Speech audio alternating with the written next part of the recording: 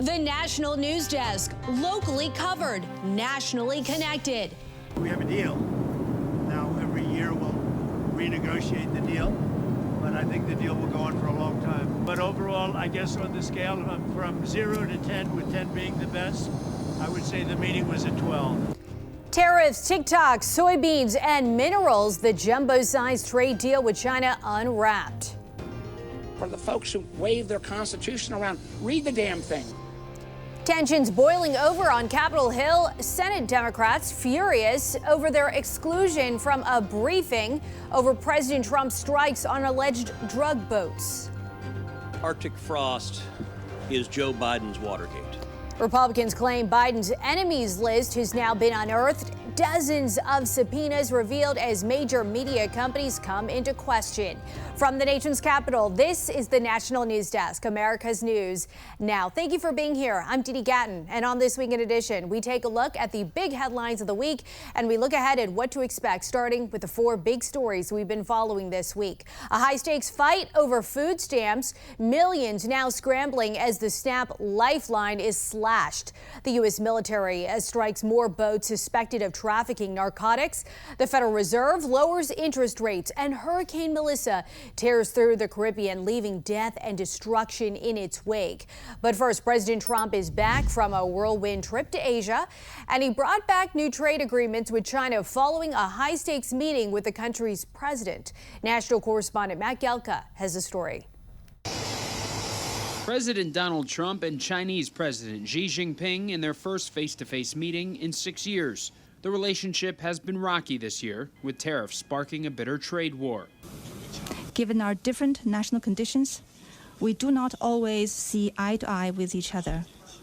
And it is normal for the 2 leading economies of the world to have frictions now and then. But their nearly 2-hour meeting paid plenty of dividends already, according to President Trump, with a reduction in tariffs thanks to a promise from Xi to fight the flow of fentanyl into the United States. Based on his statements today, I reduced it by 10%, so it's 10% instead of 20% effective immediately. I believe he's going to work very hard to stop the death that's coming in. The details of how that will happen remain unclear. Other big announcements include China loosening restrictions on exports of rare earth minerals, which are used in production for things like smartphones and cars. There's also soybeans, with U.S. farmers hurting after China stopped buying the crop earlier this year. China is the largest buyer of U.S. soybeans, and a Chinese-owned company made an order shortly before the meeting started. Large amounts, tremendous amounts of the soybeans and other farm products are going to be purchased immediately, starting immediately. What's also notable is what wasn't discussed. There was no resolution on the potential sale of social media app TikTok. There was also no discussion about Taiwan, where the island's independence and the potential Chinese military action has been a constant concern. Trump and Xi also discussed Russia's war with Ukraine. China has been buying Russian oil, but curbing that was not discussed in depth, according to Trump. There's also supposed to be more talks on the way. President Trump said he agreed to visit Xi in China next April, with China's president agreeing to come to the United States after that. Reporting in Washington, I'm Matt Gelka for the National News Desk, America's News Now. And prior to his meeting with Xi Jinping, Trump signed a critical and rare earth mineral deal with Japan earlier this week. The White House says it includes up to $3 billion, which will be used to build an ammonia and fertilizer facility in the U.S. Another $2 billion will go towards constructing a copper smelting and refining facility. Also this week, the U.S. and South Korea agreed to terms on a trade deal, a surprise breakthrough following months of contentious talks. We've pretty much finalized a trade deal, and we discussed some other things having to do with national security, etc. And I think we came to a conclusion on a lot of very important items. And a South Korean official says the country will invest $350 billion into the U.S., with $200 billion in cash installments, capped at about $20 billion per year. The rest of the money will go towards a shipbuilding partnership. Mutual tariffs are staying at 15%. Automobile tariffs on South Korea will drop to the same rate. Trump also taking to Truth Social to announce that he has given approval to South Korea to build a nuclear-powered submarine in Philadelphia, stating in part, "Our military alliance with South Korea is stronger than ever before." Secretary of War Pete Hegseth was in Japan Wednesday to attend a bilateral meeting with Japan's Minister of Defense. The threats we face are real and they are urgent. China's unprecedented military buildup and its aggressive military actions speak for themselves. That's why President Trump's peace through strength agenda is so important. During the visit to Tokyo, Hegseth called the U.S.-Japan alliance critical in deterring Chinese military aggression. He also praised Japan's prime minister, committing to increase the country's defense spending. By March, Japan also plans to increase its defense spending to 2% of its gross national product. President Trump back home in the White House following his whirlwind Asia trip. He did not visit with North Korean leader Kim Jong-un during the journey. This comes as the North Korean leader builds relationships with Chinese and Russian leaders against the West. We never were able to talk because I was so busy. I'd come back with respect to Kim Jong-un. I'd come back. The president says he and Kim had a great relationship in the past. In a recent speech, Kim said he'd only meet with Trump if Washington gives up denuclearization. New developments. The U.S. has informed NATO it's scaling back troops on Europe's eastern border. Usually anywhere between 80 and 100,000 U.S. troops are on European soil. NATO allies are concerned that the Trump administration may drastically cut numbers there, leaving a security vacuum. The U.S. says this is not a withdrawal from Europe or a sign of lessened commitment to the alliance. The U.S. is focusing on security priorities elsewhere, namely the Indo-Pacific. The Trump administration insists that military action in the Caribbean is to keep America safe. Democrats are becoming more vocal, though, saying the lack of transparency about the attacks is having the opposite effect. National correspondent Christine Frizzell reports. The unrelenting military campaign against so-called Venezuelan drug boats carries on. The announcement by Defense Secretary Pete Hegseth marked the 14th of its kind. For more than 8 weeks, President Trump has insisted the military strikes on Venezuelan boats have been in the name of stopping drugs on their way to U.S. shores. We stopped all drugs virtually from coming in by sea. And we'll stop all drugs from coming in by land very shortly. You'll see that starting. But with at least 57 people killed, with no charges and no trial, tensions have been rising between a Congress meant to have a role and a president some leaders say has gone rogue. It is about separation of powers. For the folks who wave their Constitution around, read the damn thing. Senator Mark Warner sounding alarm bells about what he says was a secret meeting held Wednesday for Republicans only, in which they saw classified memos and Trump's legal justification for the attacks. National security meetings have previously almost always been bipartisan. When you politicize decision-making about putting our service members in harm's way, you make them less safe. While some House Democrats were finally briefed Thursday, most say they remain unsatisfied. There's nothing that we heard in there that changes my assessment that this is completely illegal. Many other Republicans, though, argue for too long Venezuela's Nicolas Maduro has facilitated the effort to send drugs, weapons, and even gang members to the United States and support President Trump's military actions. I think the pressure that the administration is putting on Venezuela and on these cartels, South American cartels, is important to stop the drugs and to save lives. A handful of Republicans have joined Democrats calling out President Trump for violating the War Powers Act, which requires the president to notify members of Congress before using military force. Presidents in both parties have done this in years past. I'm Christine Frizzell for the National News Desk. The Trump administration is blocking indefinitely, it has blocked from firing federal employees during the government shutdown. A federal judge in San Francisco granted a preliminary injunction to halt the firings while legal challenges against the firings play out. It extends a temporary ruling she previously issued that was set to expire earlier this week. The Trump administration sent layoff notices to about 4,000 workers earlier this month. Unions representing federal workers argue the cuts are illegal. Coming up next here on the National News Desk, New York City's crime families are back in the headlines. They're changing operations in the 21st century. Plus, Republican senators releasing new information about Operation Arctic Frost, the businesses and people Special Counsel Jack Smith was allegedly targeting.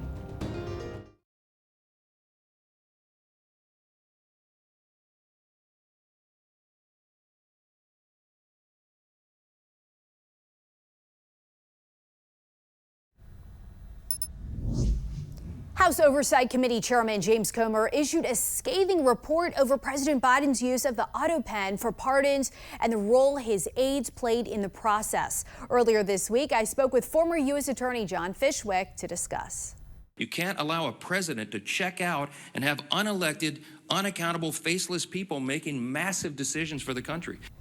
Attorney General Pam Bondi says her team has already started a review of the Biden administration's reported use of the auto pen for pardons as his mental acuity is being debated. This following the GOP-controlled House Oversight Committee report just released today, calling for a void on orders that didn't have his consent. Joining us now to discuss, former U.S. Attorney John Fishwick. Tons to discuss with you tonight. How do you legally even begin to undo what was done, John? Well, Dee Dee, we're in uncharted territories. Nobody really in the history of our country has ever tried to undo actions by a president, particularly as relates to a pardon. So we're in uncharted territory, but I think it's fair game to study all of this. After all, the auto pen was used. There's no question that, sadly, President Biden was in mental decline at that time. And so did he know what he was doing, particularly as relates to the pardons?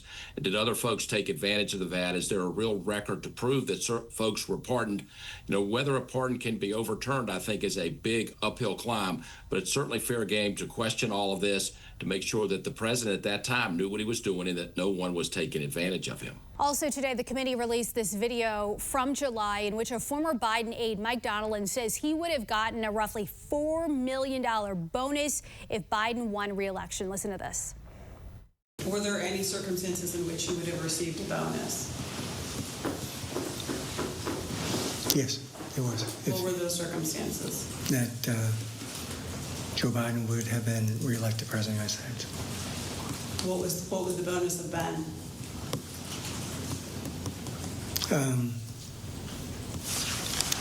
I believe it would have been $4 million. Your reaction? Is this level of compensation normal? Does it sound excessive to you?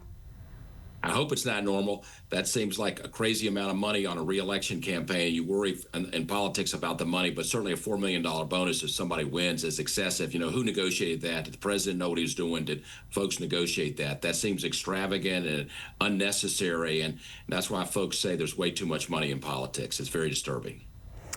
Do you think they'll be able to, put this together and make the connection with mental acuity of Biden?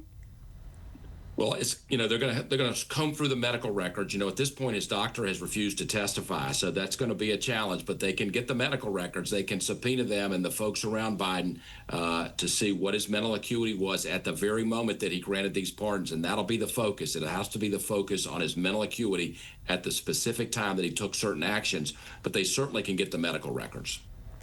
Former U.S. Attorney John Fishwick, interesting discussion. Thank you for joining us tonight on the National News Desk. Thank you.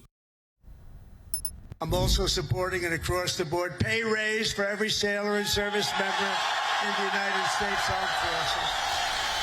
President Trump's surprising troops with a raise aboard a nuclear-powered aircraft carrier in Japan alongside the country's newly elected Prime Minister Sunai Takaichi. He added that now his administration will have to work to get Democrats to approve it. Senate Republican leaders released additional FBI files Wednesday, revealing hundreds more GOP groups were targeted in a, quote, phishing expedition brought by special counsel Jack Smith as part of the Biden administration's Arctic frost probe. The release came just a day after new documents also revealed Biden's FBI may have investigated 160 Republicans as part of Arctic frost. The National News Desk, Jeff Harris, has more from Washington. Multiple GOP Senate leaders expressing outrage on Wednesday as Judiciary Committee Chairman Chuck Grassley made public the 197 subpoenas issued by Smith as part of the Arctic frost probe. Some even saying Arctic frost is worse than Watergate. While speaking Wednesday, Grassley providing a breakdown of those subpoenas provided through protected whistleblower disclosures, saying 34 were sent to individuals and 163 to businesses. Contrary to what Smith has said publicly, this was clearly a fishing expedition. Arctic Frost is the code name launched by Biden's FBI in April 2022 to look into efforts to overturn the 2020 election, which later became the basis for Smith's investigation into President Trump.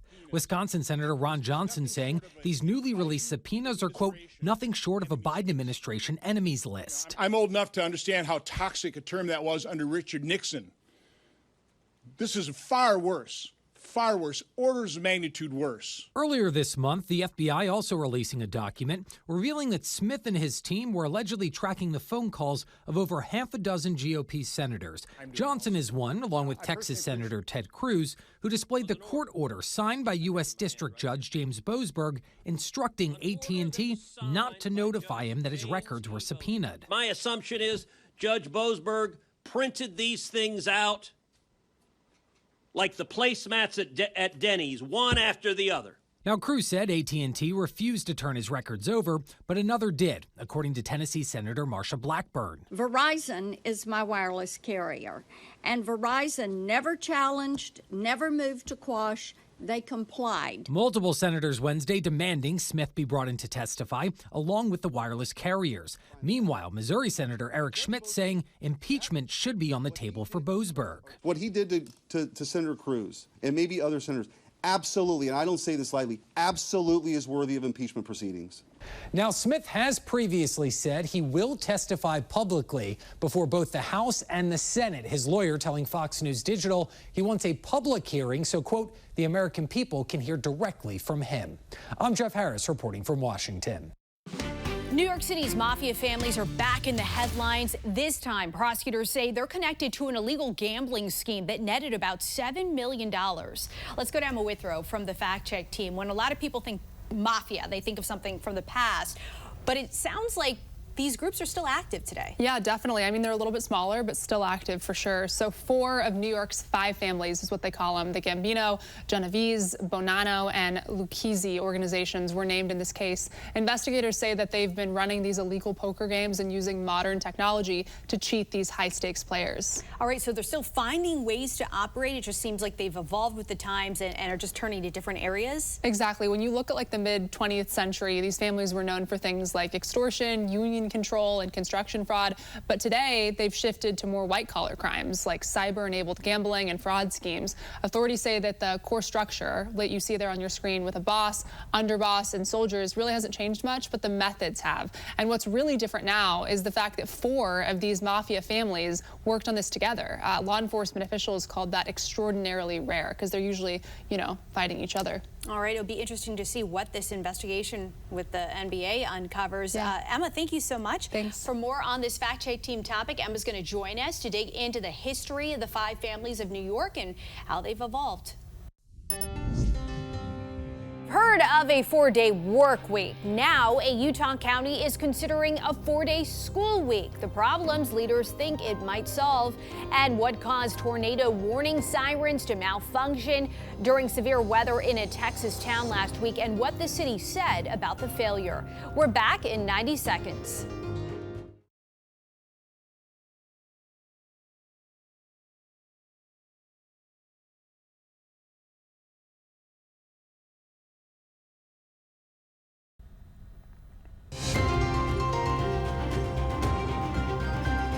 The National News Desk team of reporters is bringing you the headlines from coast to coast. We're taking the pulse of America.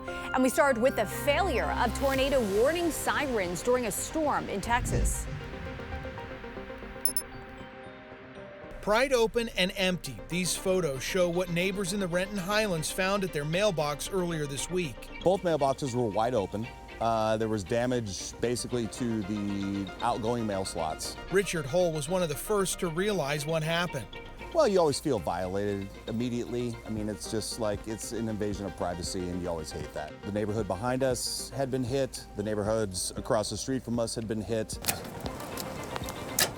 While Richard was able to fix the box on his street, others weren't so lucky. Whereas the other neighbors around here were out a lot of money and 3 weeks of time where they actually had to drive to the post office to get their mail. Renton police are taking reports from anyone who lost mail. With the holidays around the corner, we're going to see more people looking to steal mail as well as packages, so we're asking people to be vigilant in reporting suspicious activities, signing up for informed delivery so they can see what's coming in the mail that day. What may seem like simple mail has become a prized target for thieves. Just from the extent of the damage and knowing how quickly and easily the mailbox was manipulated would tell me they were in and out of here in less than 2 minutes. I hope that these hiccups are a jolt. Hays County Judge Ruben Becerra was critical of the city of San Marcos after a server malfunction may have caused warning sirens not to activate in the middle of a weather event over the weekend. It is of great concern when all that work doesn't work when you need it. It's like that phrase, you can always count on them until you need them. On Friday night, the city of San Marcos was on the edge of a tornado warning that began in Blanco County. In a post on Facebook, the city says it understands how important it is for the community to feel confident that these systems work during emergencies. I'd say my level of concern would be heightened if a warning system that was supposed to go off didn't. A tornado didn't enter San Marcos, but Texas State student Deanna Thompson says, what if? What if the tornado did come to San Marcos? That could be disastrous. We can move past it as long as we fix it the next time. Late Monday morning, the city shared an update that the warning system was back working as intended. We've been recently facing some setbacks with our tax increase proposal that was denied by the state. Iron County School District is looking into the possibility of a 4-day school week. Why is a 4-day school week being considered? Right now, it's just being explored. This at the request of Board President Ben Johnson. The board president just wanted to see if maybe going to a 4-day week would be a money savings option for the school district. After a tax increase and 2 bond measures failed, the district says a shorter week may also help with attendance. We're dealing with a lot of attendance issues on Friday, and so we wanted to explore if eliminating just that partial day might help with attendance, might help with student morale, might help with teacher morale. It would cut down transportation. Just that one day, taking students back and forth to school could save us about $300,000. Coming up next here on the National News Desk, major layoffs announced by some of the country's biggest companies. The cost-cutting measures likely to impact thousands. Plus, Thanksgiving, less than a month away. Why you can expect your family feast to gobble up your bank account.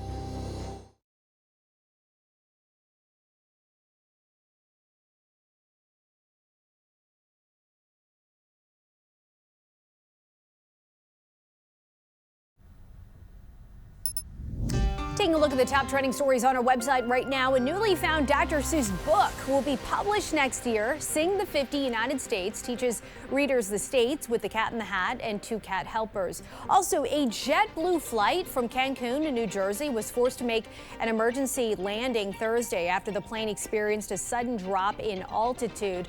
More than a dozen people were hospitalized with non-life-threatening injuries. Those stories and much more available right now at thenationaldesk.com. Turkey prices are expected to soar ahead of Thanksgiving this year. In a recent outlook, the USDA reported wholesale turkey prices will increase by 40%. That's an estimate of $1.32 per pound, up from 94 cents.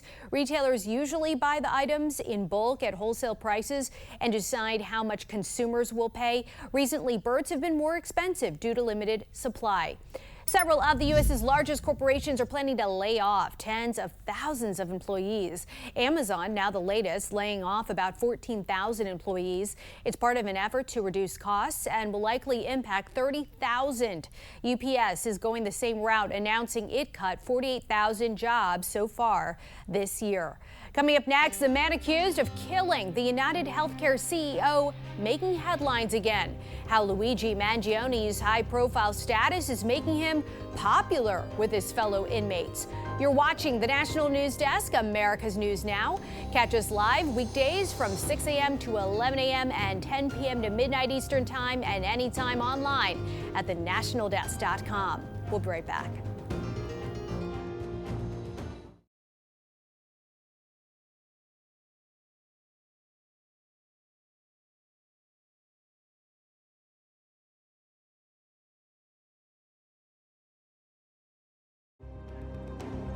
The National News Desk, locally covered, nationally connected.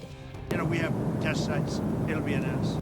President Trump tells the Pentagon to start testing nuclear weapons, Russia's response, and what nuclear experts say about potential escalation. We do regret our actions for not speaking out more forcefully against the Biden administration. Big tech executives grilled on Capitol Hill, why some lawmakers argue Biden bullied them into silence. Plus, the Fed trimming rates, why it's happening now, even though crippling inflation sticks. From the nation's capital, this is the National News Desk, America's News Now. Thank you for being here. I'm Dee Dee Gatton, and the Pentagon will start testing nuclear weapons for the first time in more than 30 years. There are serious questions about what the president has planned and whether he'll test actual warheads or just its systems. National correspondent Acha El-Nashar reports. President Trump announcing what appears to be a stunning shift in America's nuclear policy. Because of other countries' testing programs, I have instructed the Department of War to start testing our nuclear weapons on an equal basis. They seem to all be nuclear testing. We have more nuclear weapons than anybody. The U.S. does not have the most nuclear warheads. Russia does, with an estimated total of around 5,500. The U.S. has the second most with 5,200, then China in third with 600. The last country to conduct a confirmed test was North Korea in 2017. Before that, Pakistan and India each in 1998, China in 1996, the U.S. in 1992, and Russia in 1990. Presidents of both the Democratic and Republican parties have observed a moratorium on such testing for over 3 decades, and with good reason. It's unclear if, when calling for nuclear weapons testing, the president actually instead means testing nuclear-capable systems. The missiles, aircraft, submarines that just deliver the nuclear warheads. It'll be announced. We have test sites. It'll be announced. If the president wants to test delivery systems for nukes, that's something the U.S. already does, but through the Department of Energy, not the Pentagon. They also regularly assess the actual weapons in what are called subcritical tests. You would make sure everything worked without actually setting off a nuclear explosion. Russia did just test a nuclear-capable, nuclear-powered missile called Burovesnik. Now, in response to Trump's new call for U.S. testing, the Kremlin emphasized Burovesnik is not an actual nuclear weapon, and if anyone deviates from the moratorium, Russia will respond accordingly. The nature of nuclear arms racing, we ought to know from before, in that previous Cold War, showed us that whatever one side did, the other side quickly followed. I have no doubt in my mind that both Beijing and Moscow, Moscow in particular, are ready to start up nuclear testing. As history has shown, starting up nuclear testing is much easier than ending it. In Washington, I'm Acha El-Nashar for the National News Desk, America's News Now. 9 nations have nuclear weapons with an estimated 12,000 warheads in the world. China, France, and the UK round out the top 5 after Russia and the U.S. 4 European nations and Turkey host a small number of U.S. nuclear warheads. Russia and the U.S. have more than 1,000 retired warheads yet to be dismantled. A 3-star general has been ousted from the Pentagon's Joint Staff amid tension with the Secretary of War, Pete Hegseth. Lieutenant General Joe McKee left his post earlier this month. That's according to a CNN report. This after months of pushback against both Hegseth and the chairman of the Joint Chief of Staff. A spokesperson said says McKee is retiring after nearly 3 years. McKee has not commented. The Department of Justice placed 2 federal prosecutors on leave after they referred to January 6th at the U.S. Capitol as stemming from a mob of rioters in a court filing. The prosecutors submitted a sentencing memo on Tuesday for Taylor Taranto, a Washington man pardoned by President Trump for his role in the Capitol riot. Taranto still faces gun-related charges stemming from his 2023 arrest near former President Barack Obama's home. In the memo, the prosecutors asked for a 27-month sentence.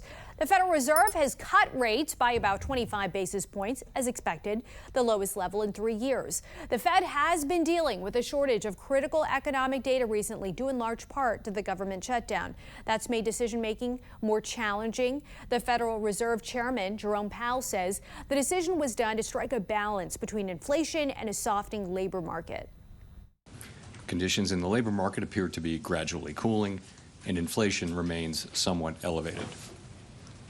In support of our goals and in light of the balance of risks to employment and inflation, today the Federal Open Market Committee decided to lower our policy interest rate by a 1/4 percentage point.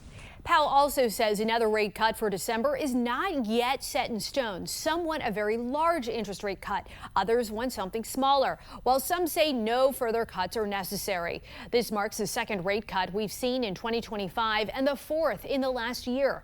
Between 2022 and 23, the Fed raised rates by more than 5 percentage points when it realized that inflation was going to be much less transitory than expected. They changed course in September 2024 to account for higher unemployment rates and the labor market weakening.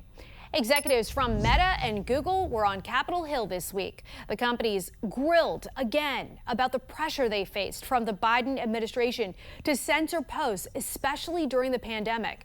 The National News Desk, Kayla Gaskins reports.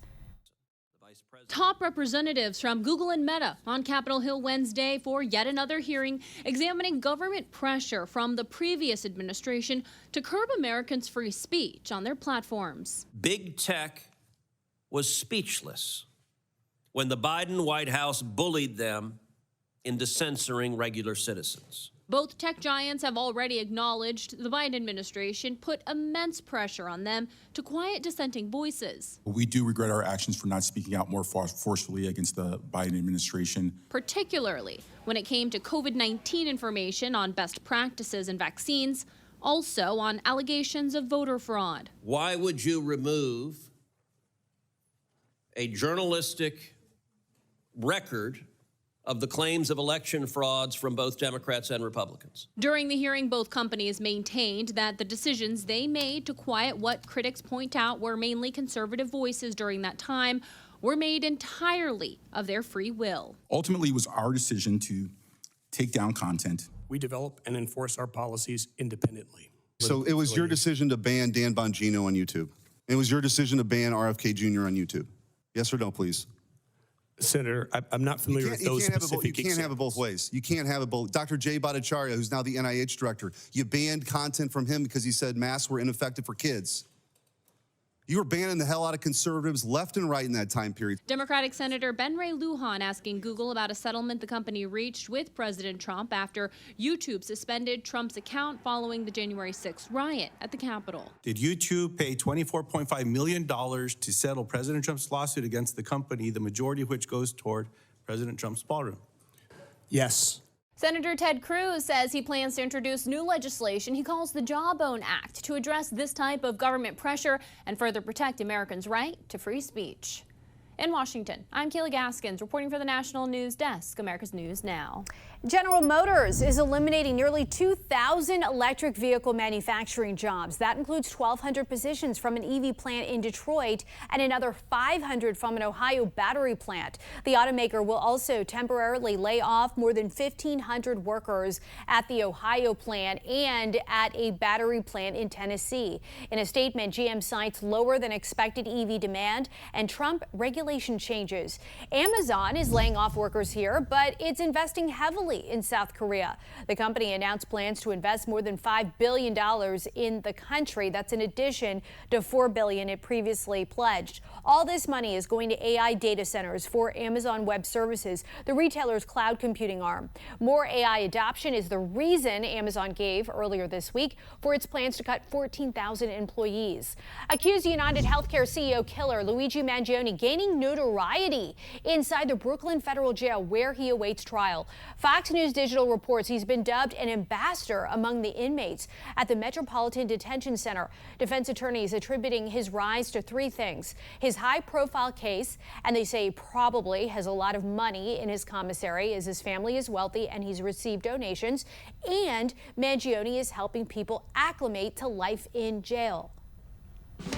After decades of investigations, convictions, and movies about them, the so-called five families still play a role in organized crime, making headlines amid the NBA gambling scandal.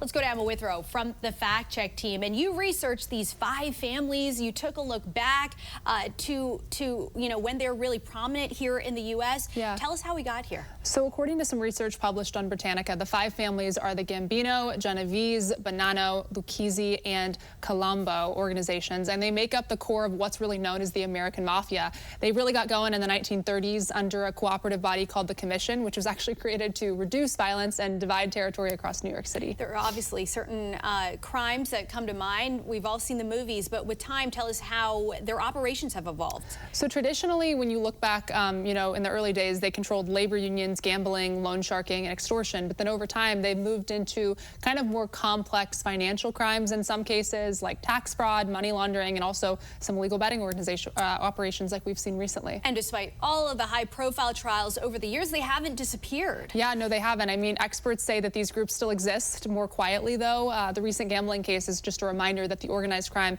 isn't gone. It's just kind of adapting. All right. A fascinating look at all that research. Emma, thank you for a closer look and more on this Fact Check Team topic, including links to Emma's sources. Scan the QR code or visit thenationaldesk.com. So to come, our team of correspondents breaks down this week in Washington, from the restart of nuclear weapons testing to the investigation into President Biden's auto pen use.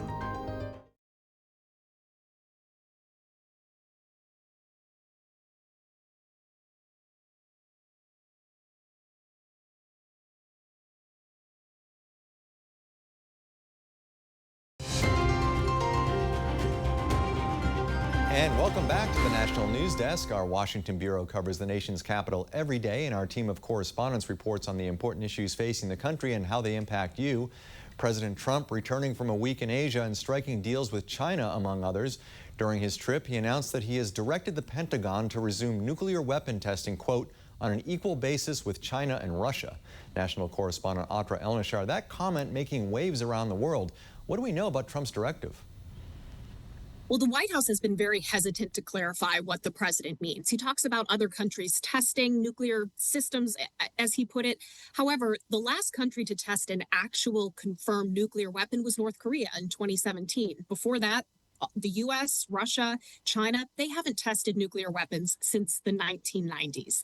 So it's raising a question among experts. Was the president talking about testing actual weapons, or the systems that carry them, what's known as the nuclear triad, meaning bombers, submarines, intercontinental ballistic missiles?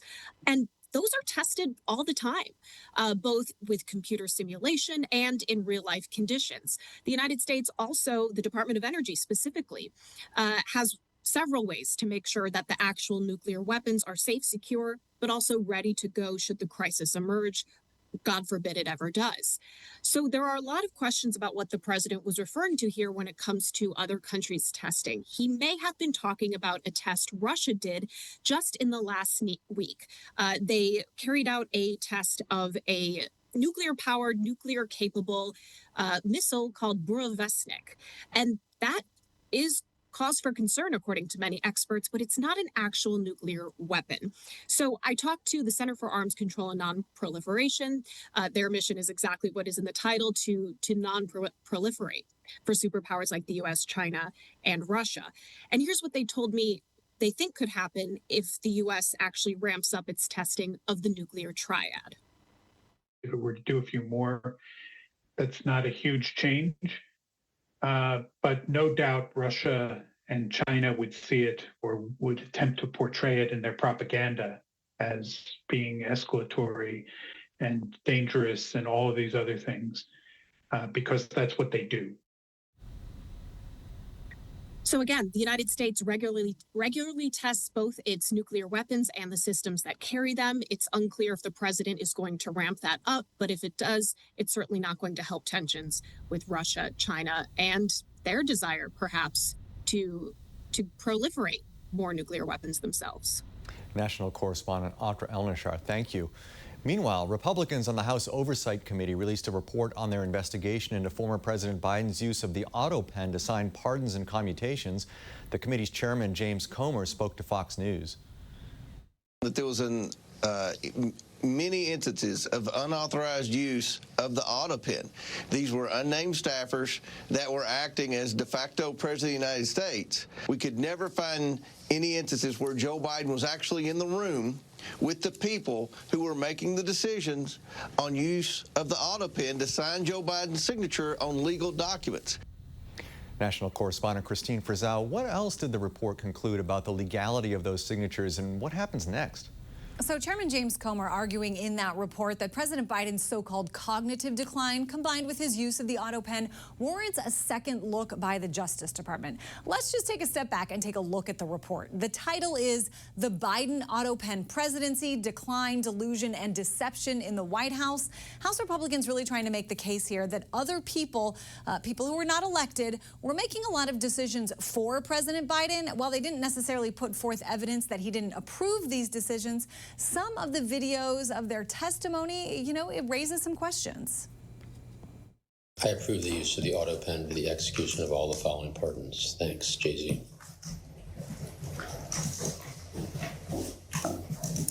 Did you yourself write this email?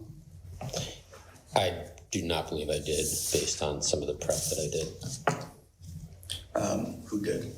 Rosa.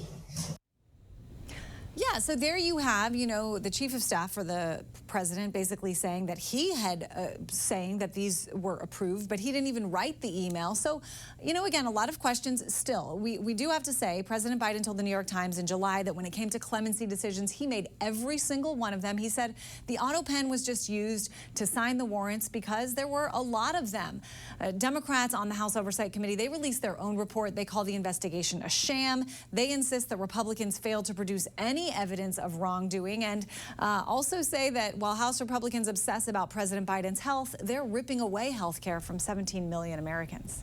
National correspondents Christine Frizzell, Atra Elnishar, excellent reporting as always. Thank you both for your hard work.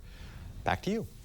The FDA will now improve the process to develop generic versions of complex biological drugs. They will also accelerate approvals for cheaper medication alternatives, leading to increased market competition and lower drug costs for Americans. When Congress wrote the Biologics Price Competition and Innovation Act, the pharmaceutical industry rigged the rules. Between 2007 and 2009, Big Pharma spent hundreds of millions of dollars lobbying to make biosimilar approval far more difficult and expensive. The FDA is proposing allowing companies to scale back on the studies and trials needed to prove a product is similar enough to an existing FDA-approved product. The Trump administration is putting a limit on the number of refugees allowed to enter the country to 7,500 a year. That's down from a ceiling of 125,000 under President Biden. The Associated Press reports that the administration plans to prioritize white South African farmers. The administration has said white Afrikaners are facing discrimination and violence at home, which the South African government denies. Coming up, several people swept away by dangerous floodwaters in Austin, Texas. Why city leaders say the homeless population is most at risk and what's being done about it. And one company is cracking down on short-term rentals. Why you may want to check the rules before booking a home for a holiday party with your friends.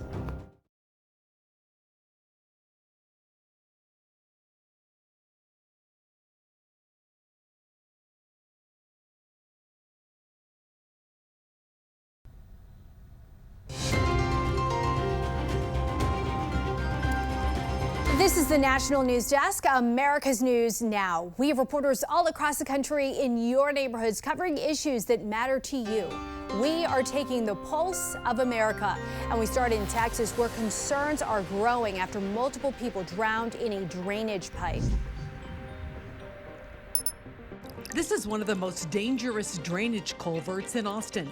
3 people living on the banks of Hancock Creek have been caught in rising water and drowned. 3 people in about 4 months, as far as I can tell, and just in District 7. Austin City Council member Mike Siegel says one person drowned during a summer microburst flood when the water rose about 7 feet in this creek off Burnett Road. 2 more people living on the edge of the creek were swept away early Saturday morning by fast-moving floodwaters. 3 days later, more people experiencing homelessness are staking out spots that could put their lives in danger. If we displace people from a relatively safe site and they're forced to look for another site, these culverts are attractive places because they can be out of view. Austin only has a shelter bed for 1 out of every 5 people living on the streets. The rest have nowhere safe to go during extreme weather. How can we slow the passage of water from upstream in Austin as it goes down to the river? There's capital improvement projects that would detain water and make sure it flows more slowly, and it would be less likely to flood and catch people unaware. Support your traffic controllers. At SeaTac Airport, Support your traffic controllers. FAA employees who are normally inside the air traffic controller tower This is just information. are passing out pamphlets on 3 sky bridges. I know you'll support us. The difficulty of not getting paid is we're just like everybody else in the U.S. Most of us live paycheck to paycheck. Mark Roush has been furloughed for 28 days. He's an aviation specialist at SeaTac Airport and the regional VP for the National Air Traffic Controllers Association. The first day that we're receiving a $0 paycheck, it's disheartening. Roush and other SeaTac employees paid by the FAA are now hoping travelers can help them out. We are just trying to help ask the public to reach out and contact their representatives in Congress in Washington, D.C. and say, end the shutdown. Travelers showing support. My brother-in-law was an air traffic controller for a long time, so anything we can do to support them. Even the Port of Seattle commissioner coming to the airport to hand out sandwiches to those impacted by the government shutdown. Airbnb implementing technology to help hosts keep wannabe party throwers away. The company saying their anti-party system is in effect for Halloween weekend. The system uses AI to look for signs of potential party risks, such as the length of the stay, distance of the listing from the guest location, and timing of the booking, blocking high-risk booking attempts. This helpful tool. Property owners also take matters into their own hand. They have security cameras that they use. And like I said, they're very clear with the rules. It's technology that the Greatest Las Vegas Short-Term Rental Association says is welcome, saying most property owners have security cameras to monitor activity as well. Founder Jacqueline Flores says the owners, just like the neighbors, don't want people throwing parties either. They've had issues in the past is that Metro doesn't want to get involved. And so, the property owners then is left holding the bag. Still ahead, how the majority of Americans really feel about daylight saving time. Plus, the race to the moon is on. China updates its plans to send astronauts to the lunar surface. The intended date NASA is trying to beat.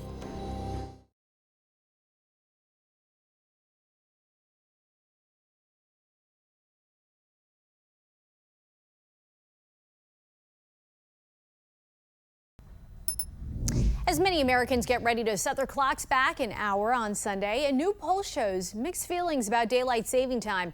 An Associated Press New York poll found just 12% of U.S. adults favor the current system of changing the clocks.